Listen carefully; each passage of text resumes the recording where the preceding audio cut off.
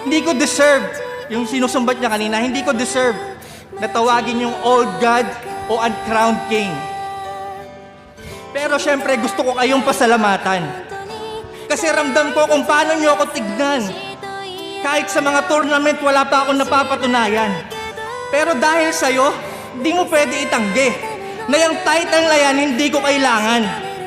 Kasi nung nag-call out ka ng mga champion, pero karamihan sa mga champion, ako ang gusto makalaban. Pero sige, palit tayo ng sitwasyon. Kung ako yung nag-champion ng tryouts, isa buhay at 2x2, malamang, simentado na ang aking pangalan. At dahil meron akong title, malamang, isa ako sa legendary at palaging relevant anumang era lumaban. At dahil meron akong title, malamang, kasama ako sa most viewed at palaging nasa top 10 ng mga tao. Ngayon, alisan niyo ako ng title. O di ba ganun pa rin? Wala namang